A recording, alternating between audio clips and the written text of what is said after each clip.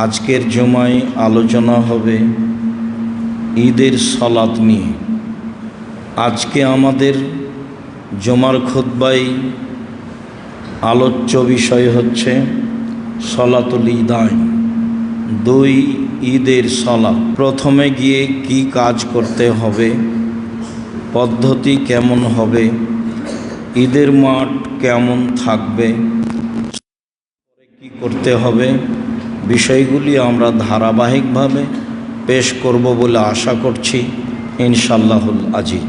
সম্মানিত দিনী ভাই বোন, ঈদের সালাতের ইতিহাসে বোঝা যায়, আনাস রাদিয়াল্লাহু তাআলা আনহু বলেন, আদেমান নবী সাল্লাল্লাহু আলাইহি সাল্লাম আল মদিনা, আল্লাহর নবী মোহাম্মদ সাল্লাল্লাহু আলাইহি সাল্লাম যখন মক্কা থেকে মদিনায় আসলেন তখন দেখলেন যে লাহুম ইয়াওমানে ইয়ালআবুনা ফীহিমা, তাদের জন্য দুইটা দিন রয়েছে, সেই দিনে তারা খেলাধুলা করে, আনন্দ করে। রাসূল সাল্লাল্লাহু আলাইহি সাল্লাম তাদের বললেন, মা হাজানে ইয়াওমানে, এই দুইটি দিন কি, কেন তোমরা এই দুই দিনে আনন্দ করো, খেলাধুলা করো? কালু, তারা বলল, কুন্না নালআবু ফীহিমা ফিল জাহেলিয়া, আমরা জাহেলিয়াতের যুগে এই দুইটি দিনে খেলাধুলা করতাম, আনন্দ করতাম। তখন রাসূল সাল্লাল্লাহু আলাইহি সাল্লাম বললেন, কাদ আবদালাকুমুল্লাহ বেহেমা খায়রান মিনহুম, আল্লাহ তোমাদের এই দুইটা আনন্দের দিনের পরিবর্তে দুইটি দিন দিয়ে দিলেন যা এই দিনের চেয়ে উত্তম। তার একটি হলো ঈদুল আজহা আর একটি হলো ঈদুল ফিতর।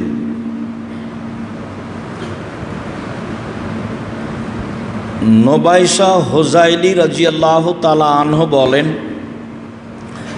রাসূল সাল্লাল্লাহু আলাইহি সাল্লাম বললেন, সাবধান, ইন্না হাযিহিল আইয়াম আকলিন ওয়া শুরবিন ওয়া যিকরিল্লাহ, এই ঈদের দিন, বিশেষভাবে কুরবানির দিন ও দিনগুলি, এই ঈদের দিনগুলি খাওয়া পান করা ও জিকিরের জন্য।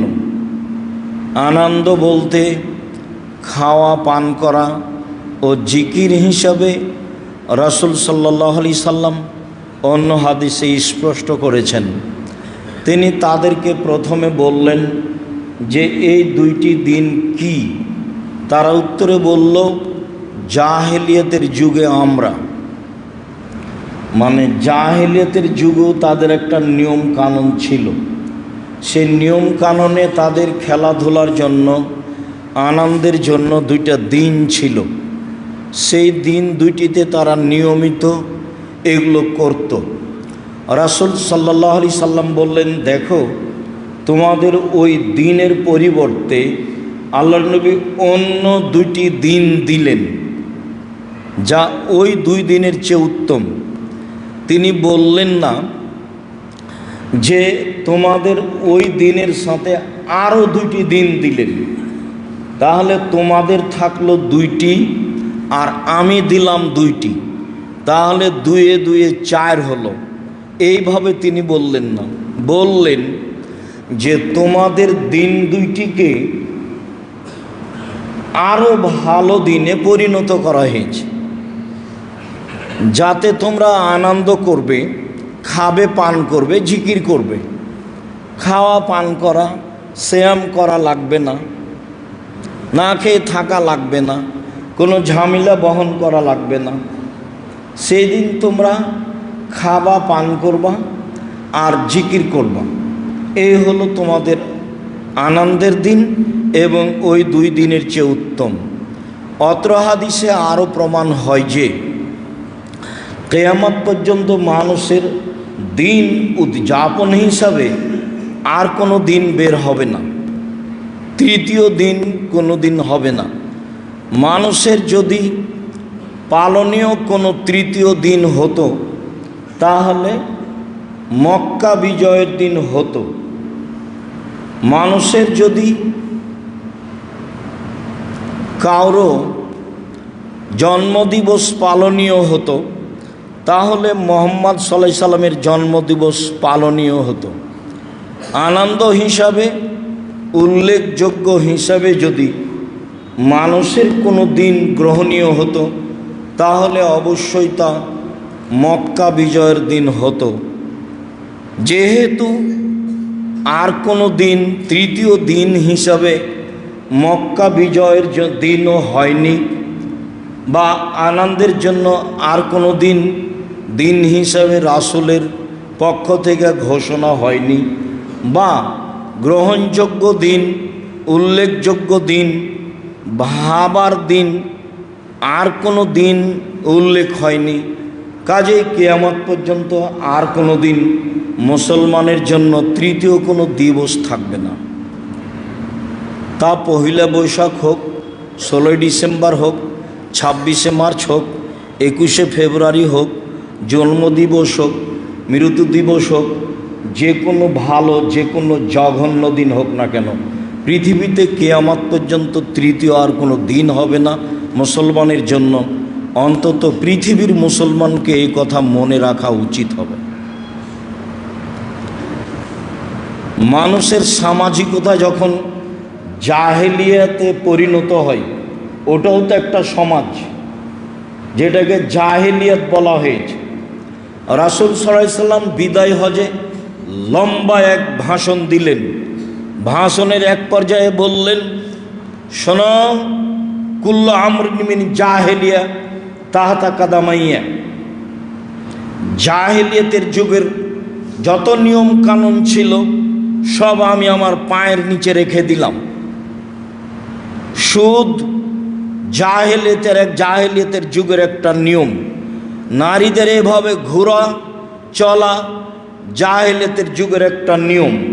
ও কথা আল্লাহ স্পষ্ট বলেছেন, ওলা তাবাররুজনা তাবাররুজাল জাহেলিয়াতিল উলা।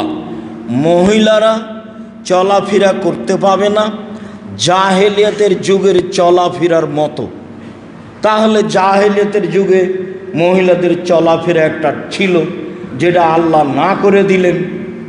আর জাহেলিয়াতের যুগে সুদ প্রথা ছিল, অনেক জাহেলিয়াতের নিয়ম আল্লাহর নবী না করে দিলেন, তার একটা জাহেলিয়াতের যুগের সুদকে না করে দিলেন। আরও 1 মিনিটের জন্য উল্লেখযোগ্য যে জাহেলিয়াতের যুগে মহিলাদের স্বামী মারা গেলে 1 বছর শোক পালন করতে হতো। বাড়ির পিছন দিকে একটা কুঁড়ে ঘর করে দেওয়া হতো, তার জন্য থাকতো একটা প্লেট ভিন্ন, যাকে আমরা গ্রামের বাড়িতে ছাই তোলা প্লেট বলি। চুলাতে প্লেট ঢুকে যে ছাই উঠানো হয়, ছাই তোলা প্লেট, ময়লাযুক্ত একটা গ্লাস এবং ময়লাযুক্ত কাপড় পরে তাকে থাকতে হতো 1 বছর। তার নাম ছিল শোক পালন, বুখারী মুসলিম। তারপরেও পবিত্র হওয়ার পদ্ধতি ছিল অতীব জঘন্য।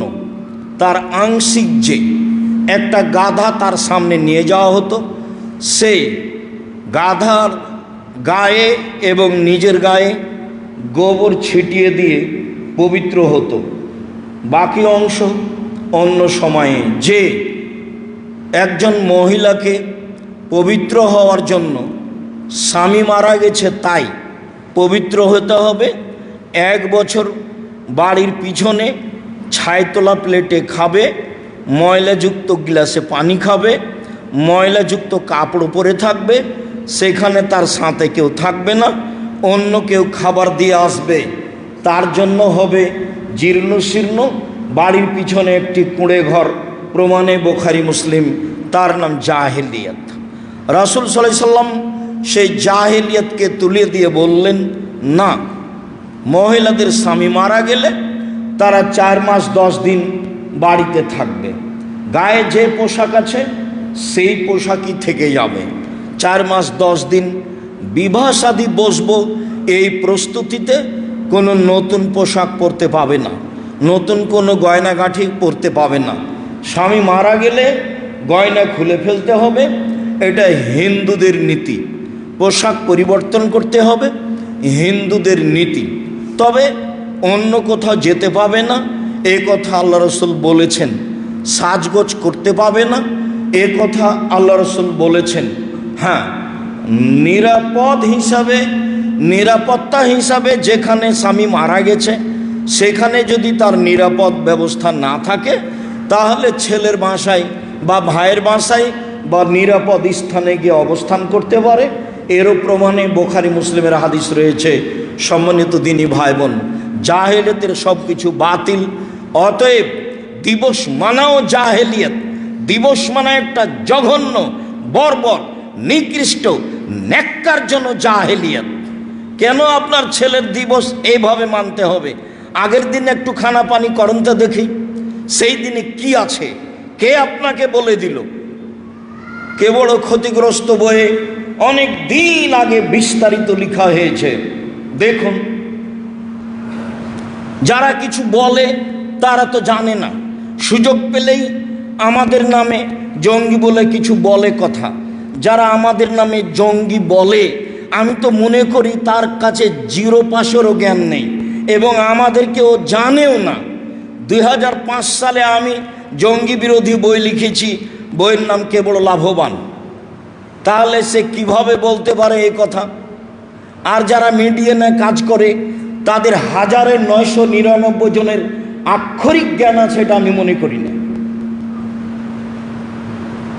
1999 জনকে আমি পশু প্রাণী মনে করি। কেননা কারো ব্যাপারে কিছু বললে তাকে তো জানতে হবে। ফেসবুক তোমার কাছে হাইকোর্ট, জজ কোর্ট হয় কি করে? আর তুমি আলেম মানুষ, কে বলেছে তোমাকে আলেম মানুষ? আমি আব্দুর রাজ্জাক বিন ইউসুফ 1 মিনিটের জন্য আপনাকে আমি আলেম বলি না। আপনি মানুষের কথা ফেসবুকে লিখতে পারেন, আপনি তাকে জিজ্ঞাসা না করে আপনি কুকুর শ্রীগালের চেয়েও খারাপ। বুঝে না ওরা, অন্তর আছে বুঝে না, দেখে না ওরা, চক্ষু আছে দেখে না, শোনে না ওরা, কান আছে শোনে না। উলাইকা কাল আনাম, তারা পশু প্রাণীর মতো, তারা গরু ছাগলের মতো, তারা কুকুর শ্রীগালের মতো, বালহুম আজাল, বরং তার চেয়ে খারাপ। কারো ব্যাপারে মন্তব্য করতে হলে আগে জানতে হবে, জেনেই যদি সেটা দোষ ত্রুটি হয় তাহলে তাকে ঢাকতে হবে। এ কথা রাসূল সাল্লাল্লাহু আলাইহি সাল্লাম বলেন, আদেশ করেছেন। তিনি বলেছেন, মান সাতারা মুসলিমান সাতারাহুল্লাহু ফিদ দুনিয়া ওয়াল আখিরাহ। কেউ যদি কোনো দোষ মুসলমানের ঢেকে রাখে, আল্লাহ তার দোষ ত্রুটি ইহকালও ঢাকবেন, পরকালও ঢাকবেন। হাদিসে কুদসিতে এসেছে, বিচারের মাঠে আল্লাহ তাআলা একটা লোককে নিয়ে আসবেন, বাহু দিয়ে অন্তরাল করে নিয়ে ঢেকে নিয়ে বলবেন, তার আমলনামাটা তার সামনে পেশ করে, দেখো তো এগুলি কি তোমার আমল? না, তোমার আমল কাউকে দেখতে দিবেন না আল্লাহ। তখন বলবে, জি, এগুলো আমারই কর্ম। আল্লাহ বলবেন, তুমি কি মনে করো আমার ফেরেশতারা অন্যায় লিখেছে? জি না, আমি মনে করি না যে অন্যায় লিখেছে, এগুলো ঠিকই আছে, এগুলো আমারই কর্ম। তাহলে তুমি কি আমাকে কিছু বলতে চাও? জি না, আমি আপনাকে কিছু বলতে চাই না। শোনো, তুমি মানুষের দোষ ত্রুটি ঢেকে রাখতে দুনিয়াতে, তাই আমি আল্লাহ মানুষে তুমি দোষ ত্রুটি ঢেকে রাখতে পারো, আমি আল্লাহ তোমার দোষ ত্রুটি বিচারের মাঠে ঢাকতে পারি না। যাও, তোমার পাপের বিচার হবে না, তুমি জান্নাতে চলে যাও।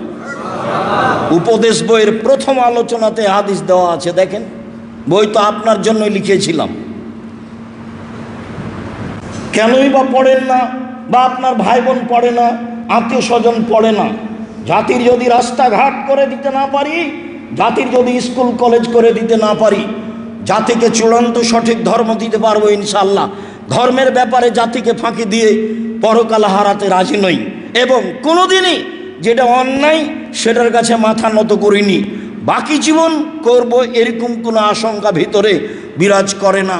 আল্লাহ সহযোগী। সম্মানিত দিনী ভাই বোন, পৃথিবীতে কিয়ামত পর্যন্ত কোনোদিন পালনীয় হিসাবে দিবস হবে না, অন্তত মুসলমান হিসাবে মনে রাখতে হবে, পালনীয় দিবসই শিরক। কেন আপনি পালন করবেন? রাসূল সাল্লাল্লাহু আলাইহি সাল্লাম তো না করে দিলেন। সম্মানিত দিনী ভাই বোন, ঈদের দিনের প্রস্তুতি। ঈদের দিনে কি নতুন পোশাক পরতে হবে? ঈদের দিনে কি গোসল করতে হবে? নতুন পোশাক নতুন পোশাকে কিছু বোঝা যায় না, তবে ইমাম বুখারী একটি অধ্যায় উল্লেখ করেন অত্তাজাম্মুল ফিহিমা, তাতে তিনি বলেন যে দুই ঈদে মানুষ সুন্দরতা অবলম্বন করতে পারে। তো সুন্দরতা কিভাবে অবলম্বন করা যাবে? সাজগোজ দিয়েই তো সুন্দরতা। তাহলে তো পোশাক পাতি চলেই আসলো। বিবরণে পোশাকের কথা আসে। উমর রাদিয়াল্লাহু তাআলা আনহু আখাজা জুব্বাতান মিন ইস্তিবরাকিন, রেশমি একটা জুব্বা নিলেন, নিয়ে রাসূলকে বললেন ইবতাহাজহি ওয়াতাজাম্মাল লিল ঈদে ওয়াল ওয়াফদে, এই রেশমি জুব্বাটা আপনি কিনেন, এইটা আপনি ঈদে ব্যবহার করবেন, ঈদের দিন, এবং আগন্তুকের সাথে সাক্ষাতের জন্য এটা ব্যবহার করবেন। বাহিরের কোনো মানুষ আসলে তার সাথে জীর্ণ শীর্ণ পোশাকে সাক্ষাৎ করা হবে না, ময়লা পোশাকে সাক্ষাৎ করা হবে না। আগন্তুকের সাথে ভালো পোশাকে, পরিষ্কার পরিচ্ছন্ন পোশাকে পরিপাটি হয়ে সাক্ষাৎ করতে হবে। এটাই ইসলাম, এটাই বুখারী মুসলিমের হাদিস। এবং দুই ঈদে সাজগোজ করতে হবে, ভালো পোশাক হতে হবে, এটাই ঠিক। পরিষ্কার হতে হবে, এটাই ঠিক। অত্র বুখারী মুসলিমের হাদিস প্রমাণ করে। তার অর্থ কি এই যে একাধিক জামা কিনতে হবে? তার অর্থ কি এই যে একাধিক স্যান্ডেল কিনতে হবে? কিনা যায়, কিন্তু এই প্রথার বিরোধিতা করার জন্য আমি আব্দুর রাজ্জাক বিন ইউসুফ এখন পর্যন্ত ঈদের জন্য কোনোদিন কোনো পোশাক আমি নিইনি। নেওয়া যায়, কিন্তু মানুষ যেটা করছে তাতে তো বাজার সামলাতে পারবে না।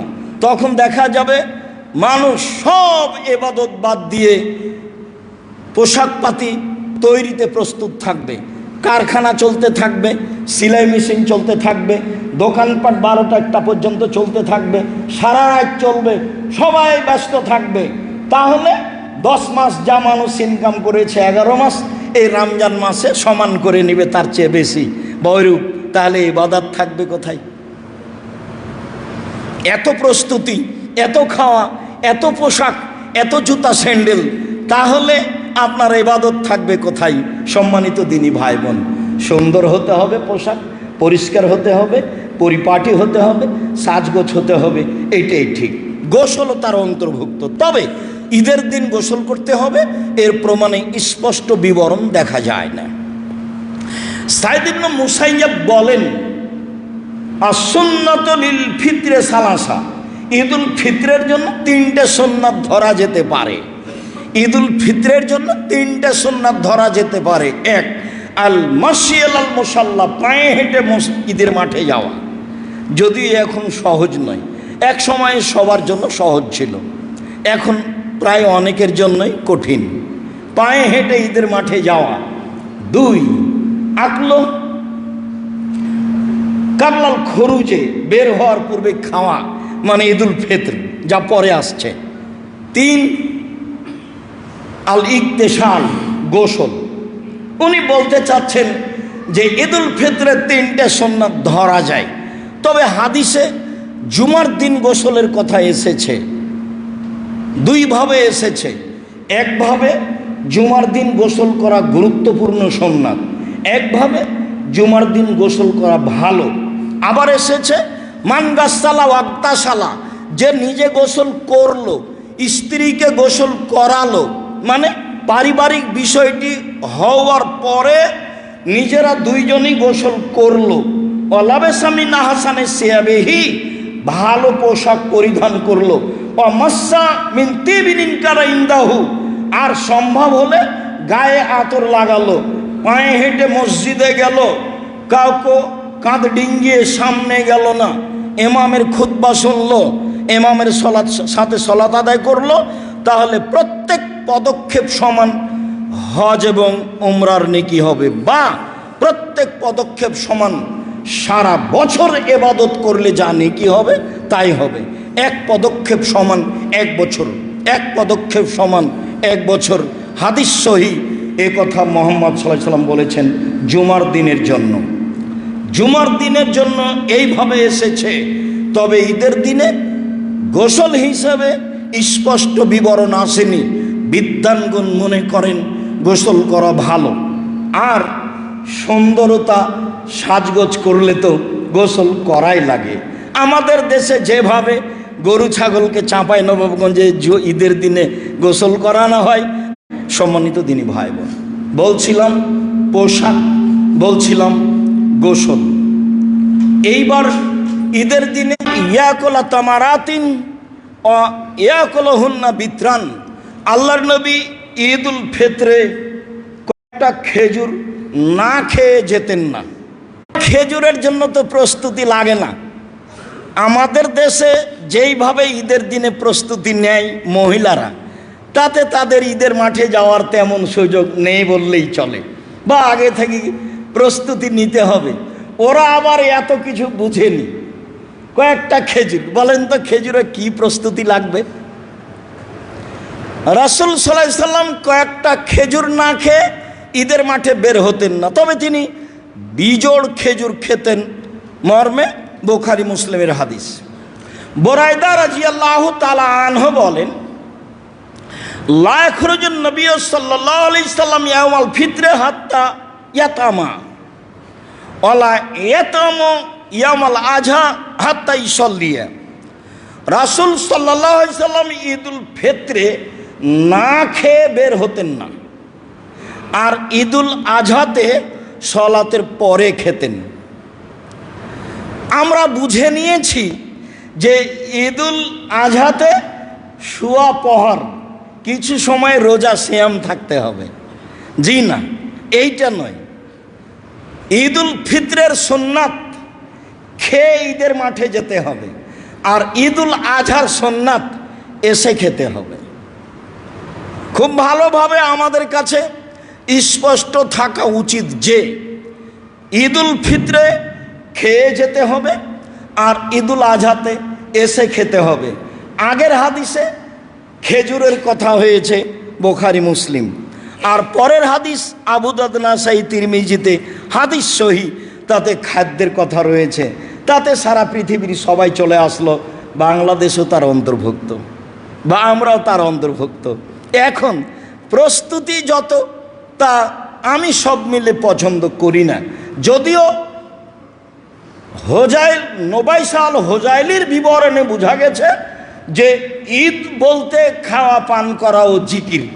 খাওয়া পান করা ও জিকির যদি হয়, তাহলে খাওয়ার একটা ভালো প্রস্তুতি না থাকলে সেটা হলোই বাকি করে।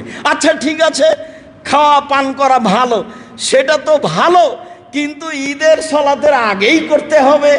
এত প্রস্তুতি নিলে তারা কিভাবে যাবে ঈদের মাঠে? পরে প্রস্তুতি নেই, সলাত থেকে এসে সম্মানিত দিনী ভাই বোন খেয়ে ঈদের মাঠে যেতে হবে। খেজুর খেয়ে যাওয়া উত্তম, হাদিস সহি। সব খাদ্য খেয়ে যাওয়া জায়েজ, মানুষের যেভাবে অনুকূলে হয়। কখন ঈদের মাঠে যেতে হবে, ঈদের মাঠে কখন যেতে হবে, যা প্রমাণ হয় তাতে আমাদের দেশে ভুল পদ্ধতি বিরাজমান। সম্মানিত দিনী ভাই বোন, রাসূল সাল্লাল্লাহু আলাইহি সাল্লামের বিবরণে যা বোঝা যায়, খারাজা আব্দুল্লাহ ইবনে বুসর সাহেব রাসূলুল্লাহ সাল্লাল্লাহু আলাইহি সাল্লাম, আব্দুল্লাহ ইবনে বুসর রাসূলের সাথী, তিনি বের হলেন ফি ইয়াউমে ঈদে ফিতরিন মান নাসে, কিছু লোককে সাথে নিয়ে ঈদুল ফিতরে। আনকারা ইবতে আল ইমামে, ঈদের মাঠে গিয়ে ইমামের সলাতকে দেরি করাকে না করে দিলেন। তাতে তিনি বললেন, বলো কি তুমি ঈদের সলাতে তো দেরি করো, মানে কাদ ফারাগনা সাতানা হাজিহি ইন্না কুন্না মা নবী সাল্লাল্লাহু আলাইহি সাল্লাম, আমরা রাসূলের সাথে ঈদের সলাত আদায় করেছি, এই সময় আমরা সলাত থেকে অবসর হয়ে গেছি। ওয়াদালিকা হিনাত তাসবিহ, এটা হলো চাস্তের সময়, 7টা, 7:30, 8টা, এরকম সময় আমরা সলাত শেষ করেছি। তারা ফজরের সলাত আদায় করতে যায় পকেটে খেজুর নিয়ে। এখন ফজরের সলাতের পরে একটু তাসবিহ করে সূর্য উঠলে খেজুরটা মুখে দিয়ে ওই মাঠেই ঈদের সলাত, মানে মসজিদেই সলাত আদায় করে চলে আসে। এইটা আবার অনেক নিয়ম উল্টা হয়ে যাচ্ছে। তাতে তার প্রস্তুতি থাকে না, তাতে তার মাঠের সুন্নাত থাকে না। আর আমাদের তো নিয়ম পরিবর্তন হতে হতে কত যে পরিবর্তন হলো। সম্মানিত দিনী ভাই বোন, অত্র বুখারীর বিবরণে বোঝা যায় যে সকালে সকালে ঈদের মাঠে যেতে হবে। তাতে আমাদের দিকে 6:30, 6টে, 6:30, 7টা, 7টা পার করলে সময় উপেক্ষা করে চলে যাব। 8টা, 8:30, 9টে, 10টার প্রশ্নই আসে না। এই সময়ের সাথে শরীয়তের কোনো সম্পর্ক নাই। সারা দুনিয়ার মানুষ যদি এই সময়ে সালাত আদায় করে শরীয়তের সাথে মিল খাবে না। অসময়ে 10:30, 11টার সময় সাহাবীগণ এসে বললেন আমরা চন্দ্র দেখেছি। আল্লাহ রাসূল বলেন, এই সাহাবীরা শোনো, সিয়াম ছেড়ে দাও, ঈদ আগামীকালকে হবে। কেন? এখনও তো জোহরের টাইম হয়নি, ঈদের সালাত আদায় করে নেওয়া যায় না? এই শোনো, সিয়াম ছেড়ে দাও, সালাত আগামীকালকে হবে, চলো তাড়াতাড়ি সালাত আদায় করি, এমন কিছু বললেন না। তার মানে ঈদের সালাতের সময় আছে। কয়েকটি জরুরি কথা। এক, ঈদের মাঠ সাজানো নিষেধ। রাসূল সাল্লাল্লাহু আলাইহি সাল্লাম মসজিদে নববীর উপর দিয়ে পায়ে হেঁটে প্রায় 500 গজ দূরে গেলেন, গিয়ে ফাঁকা জায়গায় ঈদের সালাত আদায় করলেন।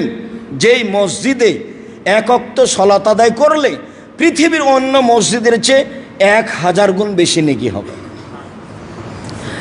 এই মসজিদের উপর দিয়ে ডিঙ্গিয়ে পায়ে হেঁটে মসজিদের উপর দিয়ে চলে গেলেন, বাইরে গিয়ে ফাঁকা জায়গায় সালাত আদায় করলেন।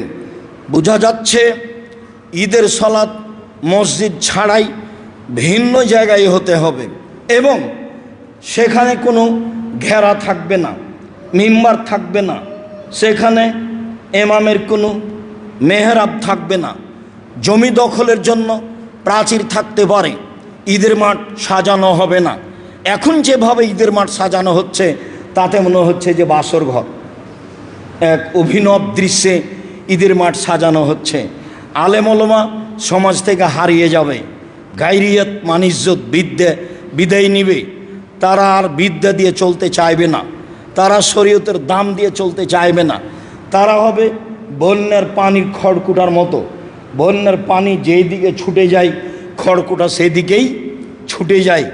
এক সময়ে আলেম ওলামা এইটাই হয়ে যাবে। তাই এখন আপনি দেখতে পাচ্ছেন তার কাছে শরীয়তের কোনো দাম নেই। সবাই মিলে হাত তুলে দোয়া করলে মাওলানা সাহেব করছেন। অবশ্য আগে আমি বললাম কি করবে বলো, হাত তুলে তো দোয়া হবে।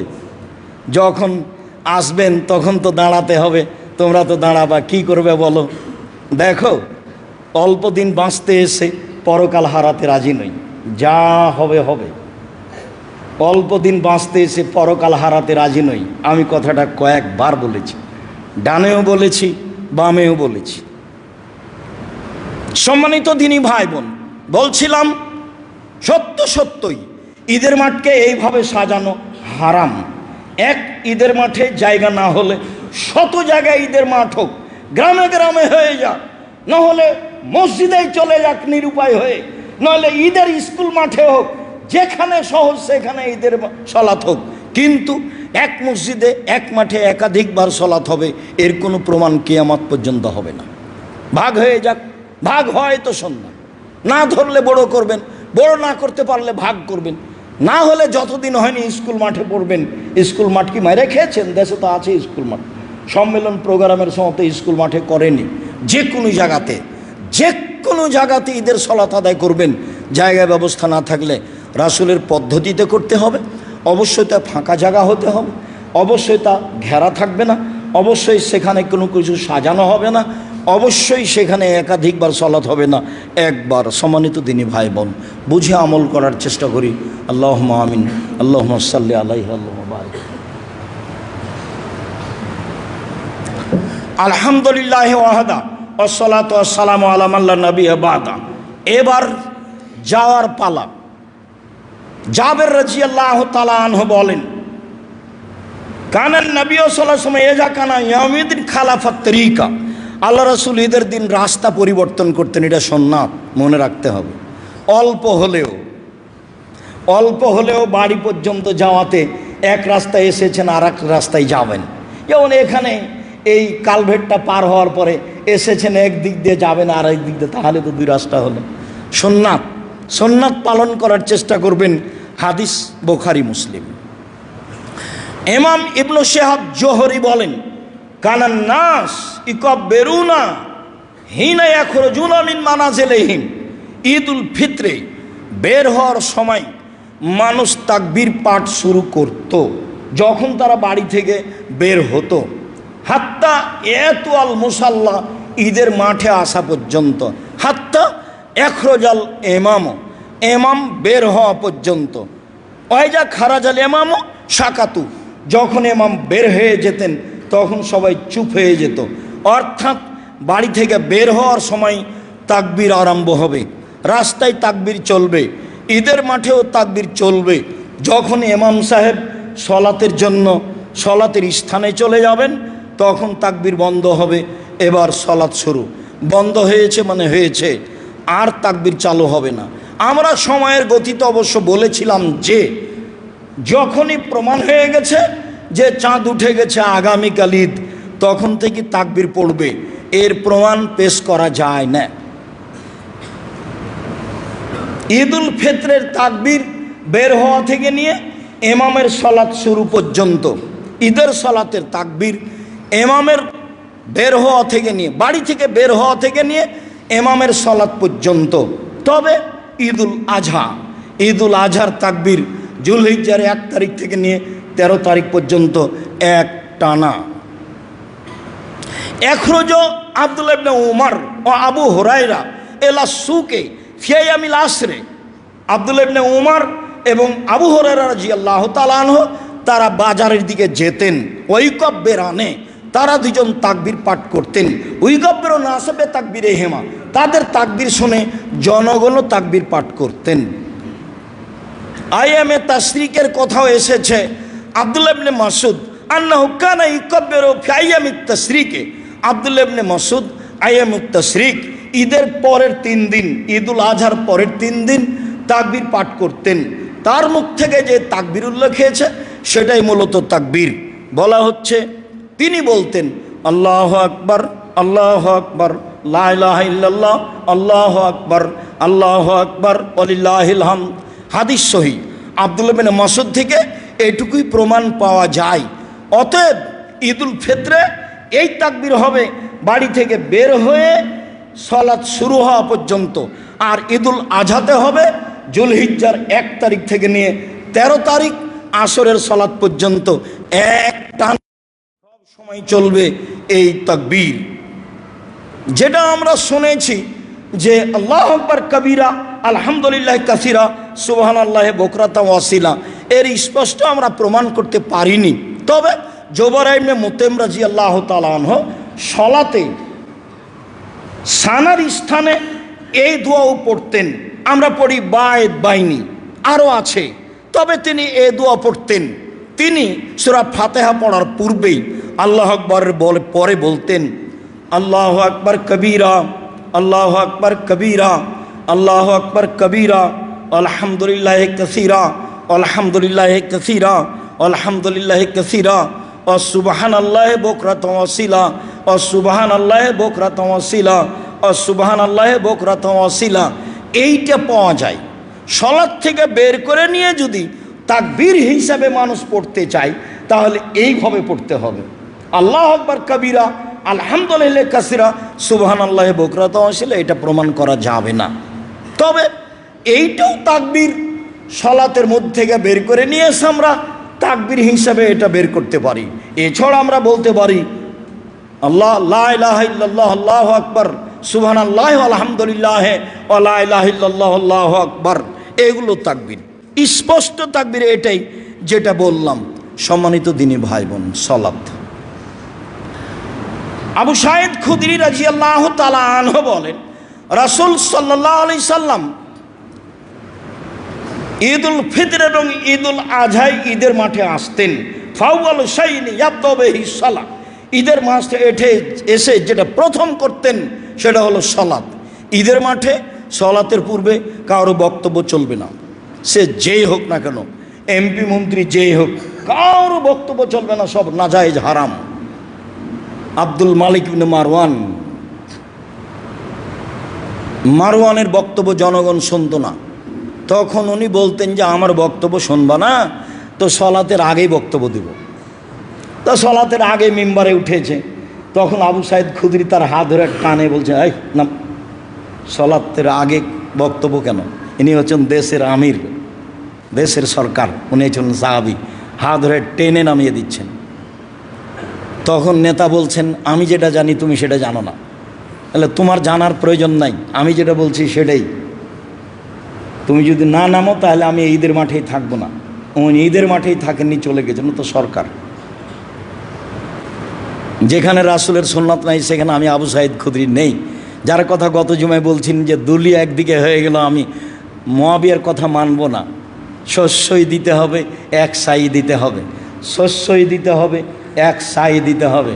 কিয়ামত পর্যন্ত আমি মুয়াবিয়ার কথা মানব না, মুয়াবিয়ার আমি মূল্য হিসাব গ্রহণ করি না, আমি সেটা মানি না। সম্মানিত দিনী ভাই বোন, চিরদিন বেদাতের বিরুদ্ধে লড়ে গেছেন আবু সাইদ খুদরি রাদিয়াল্লাহু তাআলা আনহু। আবু সাইদ খুদরি রাদিয়াল্লাহু তাআলা আনহু বলেন, আল্লাহর নবী ঈদের মাঠে আসলেন, মানুষের সাথে সালাত আদায় করলেন। এবার তিনি মানুষের মুখামুখি দাঁড়ালেন, মানুষ সবাই নিজ নিজ লাইনে বসে থাকলো, তিনি মানুষকে উপদেশ দিলেন। উপদেশ, মানুষকে উপদেশ দেওয়াতে তিনি কিছু আদেশ করলেন, কিছু নসিহত করলেন। অন্য বর্ণনায় এসেছে, দুইটাই বর্ণনায় আবু সাইদ খুদরির বিবরণে, মানুষের কাছে উপদেশ দেওয়ার পরে ফাআতান নিসা ফামাররা আলান নিসায়ে, তিনি মহিলাদের কাছে আসলেন।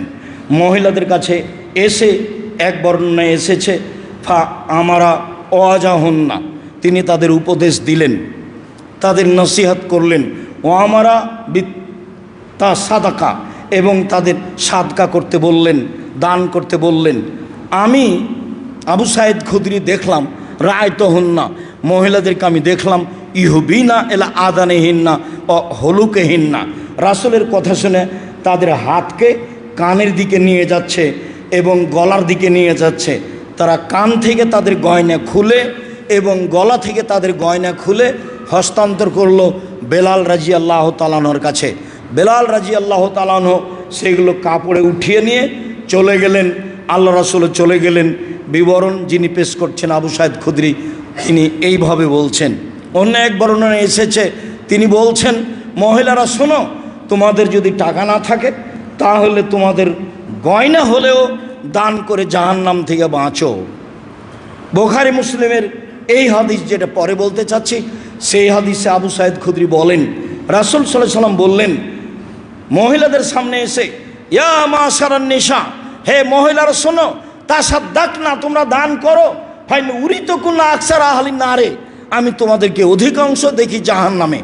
জাহান্নাম বলতে নারী আর নারী, জাহান্নামের অধিকাংশ মানুষই নারী।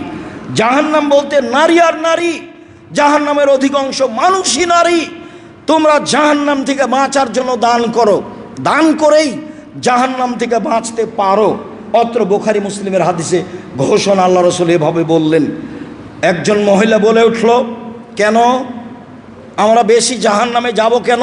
মদিনার মহিলারা রাসূলের সামনে কথা বলতেন, কেন যাব? তখন আল্লাহ রাসূল তিনটা কারণ উল্লেখ করলেন। এক, তুকসিরনাল লানা, তোমরা বেশি বেশি অভিশাপ করো, এই খারাপ, ওই খারাপ, এই ভালো, সেই ভালো, স্বামী ভালো, স্বামী খারাপ, তোমাদের মুখে ভালো মন্দর বিবেচনা খুব বেশি, এই একটা। দুই, তাকফরনাল আশিরা, স্বামীকে মেনে চলো না, একটু যদি তোমার সাথে মন্দ কিছু হয় তাহলে সারা জীবনকে তুমি উল্টিয়ে দাও, দিয়ে বলো যে তোমার সংসারে কোনোদিন আমি সুবিধা দেখিনি, তোমরা স্বামীর শুকরিয়া আদায় করতে পারো না, এই জন্য তোমাদের অধিকাংশই নারী জাহান্নামে যাবে। তিন, মারাইতু মিন নাকিসা তাকলিন দ্বীনিন আযহাবাল রুব্বিল রাজুলিল হাজিম, আমি দেখিনি তোমাদের চেয়ে কাউকে যে বুদ্ধিমানের বুদ্ধিকে নষ্ট করতে পারে, তোমরাই হাসি দিয়ে বুদ্ধিমানের বুদ্ধিকে নষ্ট করতে পারো, তোমরা কথা বলেই বুদ্ধিমানের বুদ্ধিকে নষ্ট করতে পারো।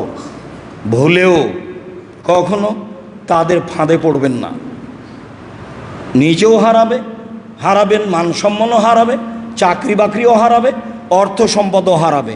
বংশের মান সম্মান হারাবে, সাবধান থাকবেন। রাসূল সাল্লাল্লাহু আলাইহি সাল্লাম তাদের ব্যাপারে আপনাকে খুব সতর্ক করেছেন।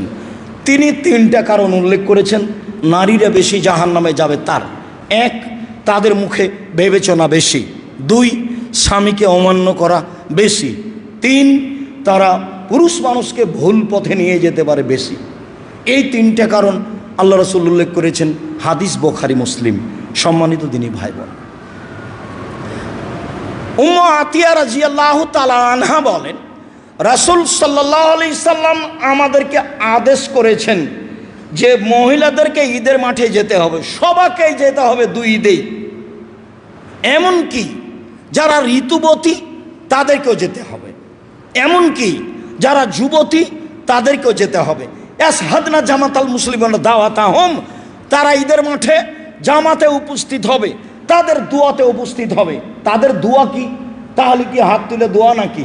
এক শ্রেণীর মৌলানা 2, 4, 10, 20 বছর আগে ধরে নিয়েছিল এই যে হাত তুলে দোয়া, অথচ কোনো দিন দেখেনি যে আসলেই কি এটা হাত তুলে দোয়া। বিদ্যা নিয়ে হঠাৎ করে কি হাদিস মানুষের উপরে পড়ে গেল? না, আজ 1450 বছর থেকে এই হাদিস মানুষের উপরে চলে আসছে। মানুষ একটু দেখলেই তো হয়। দোয়াতে শরিক হবে মানে বক্তব্যে শরিক হবে, বক্তব্য শুনবে।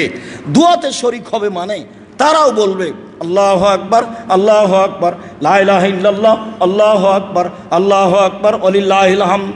মুসলিম গ্রন্থে এসেছে ইউকাব্বিরনা মা'আন নাসে, তারা মানুষের সাথে তাকবীর পাঠ করবে। এই যে দোয়াতে শরিক হবে, সবাই যাবে। ঋতুবতীরা সালাত আদায়ের সময় ভিন্ন হয়ে থাকবে। সব নারীকেই যেতে হবে। শুধু কিছু কিছু এলাকায় বা ঢাকায় কিছু মসজিদে মহিলাদের ব্যবস্থা আছে। আমরা চাঁপাইনবাবগঞ্জে বড় বড় আলেমের অবস্থা দেখেছি, মহিলাদের মাঠের ব্যবস্থা নেই। মহিলাদের ইমামতিতে তারা মসজিদে ঈদের সালাত আদায় করে নেয়। মহিলাদের ইমামতিতে ঈদের সালাত হবে না, মহিলাদের ইমামতিতে জুমার সালাত হবে না, মহিলাদের ইমামতিতে ঈদের সালাত হবে না, মহিলাদের ইমামতিতে জুমার সালাত হবে না, মহিলাদের ইমামতিতে ঈদের সালাত আদায় করা, জুমার সালাত আদায় করা বিদাত এবং শরীয়ত বিরোধী পরিপন্থী কাজ। তাদেরকে ঈদের মাঠেই যেতে হবে, যেতেই হবে। মাঠে জায়গা না থাকলে মানুষের জমিতে দাঁড়াবে, রাস্তায় দাঁড়াবে, যেতেই হবে, যেতে বাধ্য। একজন মহিলা বলল, আল্লাহ রাসূল এহেদানা লাইসা লাহা জিলবাব, আমাদের তো অনেকের এরকম কেউ আছে যার চাদর নাই, তো কেমনে যাবে? চাদর না থাকলে বাড়িতে যেতে পারে, বাইরে যেতে পারে। তখন আল্লাহ রাসূল বলছেন লেতুল বেসা সাহেবা তোহা মিন জিলবাবেহা, আর একজন সঙ্গী যেন তার চাদর তাকে দিয়ে দেয়।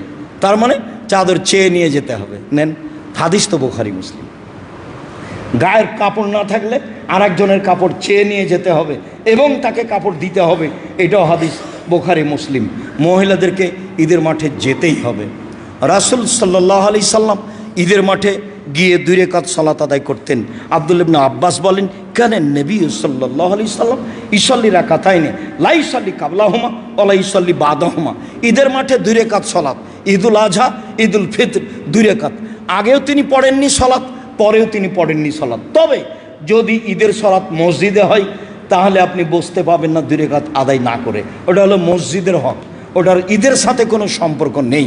মনে রাখা ভালো হবে যে কোনো কারণবশত যদি ঈদের সালাত মসজিদে হয় তাহলে মসজিদের হক হিসাবে 2 রাকাত পড়ে বসে থাকতে হবে। ঈদের মাঠে আগে কোনো সালাত নেই, পরে কোনো সালাত নেই, মাত্র 2 রাকাত সালাত। কাসির ইবনে আব্দুল্লাহ বলেন যে কানান নবী সাল্লাল্লাহু আলাইহি সাল্লাম ইউকাব্বিরু, আল্লাহ রাসূল ঈদের সালাতে তাকবীর বেশি পড়তেন। ফিল উলা সাহাবা তাকবীরাতিন কাবলাল কেরাতে, প্রথম রাকাতে কেরাতের পূর্বে 7 তাকবীর, মোট 7। অফিল আখেরা খামসা কাবলাল কেরাতে, দ্বিতীয় রাকাতে কেরাতের পূর্বে 5 তাকবীর। এ হলো 7, 5, 12। এটাই ঠিক, সব মিলে এটাই ঠিক। 7, 5, 12, কেরাতের পূর্বে 7, পরের রাকাতে কেরাতের পূর্বে 5, 7, 5, 12। 6 তাকবীরে ঈদের সালাত আদায় করার কোনো প্রমাণ আমরা এ যাবৎ পেশ করতে পারিনি। যদিও ভারত, বাংলাদেশ, পাকিস্তানের শতকরা 90 জন বা 95 জন মানুষ 6 তাকবীরে ঈদের সালাত আদায় করছে, 12 তাকবীরের সহি হাদিস থাকা সত্ত্বেও। যেহেতু যখন মানুষ মাযহাবের কবলে পড়ে যায় তখন সেখান থেকে বের হয়ে আসা মান সম্মানের ব্যাপার থাকে, তখন কত দলিল পেশ করে যায় যে তার কোনো হিসাব থাকে না। এই সহি হাদিসকে মেনে নেওয়ার মানসিকতা থাকে না। সম্মানিত দিনী ভাই বোন, 12 তাকবীরেই ঈদের সালাত হবে, 7, 5, 12 অবশ্যই তা কেরাতের পূর্বে হবে। ওয়াইল ইবনে হুজুর রাদিয়াল্লাহু তাআলা আনহু বলেন, কেন নবী সাল্লাল্লাহু আলাইহি সাল্লাম ইয়ারফা ইয়াদাইহি মা তাকবীরে, আল্লাহ রাসূল ঈদের তাকবীরে হাত উঠাতেন। সব তাকবীরে হাত উঠাতে হবে, এটাই ঠিক। অতিরিক্ত তাকবীরে হাত উঠাতে হবে, এটাই ঠিক। অতিরিক্ত তাকবীরে হাত উঠাতে হবে, এটাই ঠিক। সম্মানিত দিনী ভাই বোন, সামরা ইবনে জুনদুব রাদিয়াল্লাহু তাআলা আনহু বলেন, কানা নবী সাল্লাল্লাহু আলাইহি সাল্লাম ইয়াকরাউ ফির রাকাতাইনে সাব্বিহ ইসমা রাব্বিকাল আলা ওয়া হালাতাকা হাদিসুল গাশিয়া। আল্লাহ রাসূল 2 রাকাতেই সূরা আলা আর সূরা গাশিয়া পড়তেন। প্রথম রাকাতে সূরা আলা আর দ্বিতীয় রাকাতে সূরা গাশিয়া। এই 2টা সূরাই পড়া হচ্ছে ঈদের সালাতের জন্য সুন্নাত। সম্মানিত দিনী ভাই বোন, আমরা আপনাদেরকে আলোচনার শেষে এসে আবারও বলছি, আল্লাহ রাসূল ঈদের মাঠে সবাকি দানের কথা বলতেন। আজকে আমরা ঈদের সলাতের পরে 2-1টা কথা বলবো। এখন আপনাকে বলে রাখছি যে জামিয়া সালাফিয়ায় ঈদের সলাত হয় আমরা জানি, রাসূল সাল্লাল্লাহু আলাইহি সাল্লামের পদ্ধতিতেই হয়। আমি যখন তখন বলছি, যে কোনো স্থানে বলছি, এদেশের শিরক মুক্ত প্রতিষ্ঠান জামিয়া সালাফিয়া, বিদআত মুক্ত প্রতিষ্ঠান জামিয়া সালাফিয়া, দল মুক্ত প্রতিষ্ঠান জামিয়া সালাফিয়া, সংগঠন মুক্ত প্রতিষ্ঠান জামিয়া সালাফিয়া, হিংসা মুক্ত প্রতিষ্ঠান জামিয়া সালাফিয়া, দেশের সর্ববৃহৎ প্রতিষ্ঠান জামিয়া সালাফিয়া রাসূলের পদ্ধতিতে ঈদের সালাত আদায় করার লক্ষ্যে অবশ্যই আগামীকালকে 7:30টায় না 7:15টায় 7:30টায় উপস্থিত হওয়ার চেষ্টা করবেন। পরবর্তীতে এই সময় থেকে আমরা ফিরে আসার চেষ্টা করব, 7টায় করার চেষ্টা করতে হবে। আমরা কিছুটা লসের মধ্যে চলে যাচ্ছি হাদিসের বিবরণ অনুযায়ী। সম্মানিত দিনী ভাই বোন, বাকি কথা ওখানে বলে নিব। আর আমরা সবাই জাহান্নাম থেকে বাঁচার লক্ষ্যে আজকেও সালাত আদায় শেষে কোটাতে 10 টাকা হোক, 1000 টাকা হোক, 500 টাকা হোক, 500 টাকা, নাহলে একটা কয়েন হোক। কয়েন বুঝেন না? কয়েন মানে আপনার পাশ দিয়ে কোটের যেন খালি না যায়। আর আগামীকালকে ঈদের মাঠে আসবেন, আত্মীয় স্বজন বন্ধু বান্ধব সবকে বলে আসবেন, মা চাচি খালা ফুবু সবাইকে নিয়ে আসবেন। বিশাল মাঠ, মহিলা পুরুষের রাসূলের পদ্ধতিতে সালাত হবে এবং সবাই একটা কয়েন হলো দান করার খেয়ালে থাকবেন। আল্লাহ রাসূল বলছেন, আল ইয়াদুল উলিয়া খায়রুম মিন ইয়াদিস সুফলা, দেওয়া হাত ভালো নেওয়া হাতের চেয়ে। আপনার স্ত্রী 10 টাকা দিল, এটা হলো দেওয়া হাত, নেওয়া নয়। বুখারী মুসলিমের হাদিস, দেওয়া হাত ভালো নেওয়া হাতের চেয়ে। আর রাসূল সাল্লাল্লাহু আলাইহি সাল্লাম বললেন, পৃথিবীর মানুষ বিচারের মাঠে সামনাসামনি কথা হবে আল্লাহর, তখন মানুষ ডান দিকে দেখবে কর্ম দেখতে পাবে, বাম দিকে দেখবে কর্ম দেখতে পাবে, সামনের দিকে দেখবে জাহান্নাম দেখবে। তখন আল্লাহ রাসূল বললেন, জাহান্নাম থেকে বাঁচো, খেজুরের বীজের উপরে সাদা ছিলকা পদার্থ আছে, এই পরিমাণ দান করে হলেও।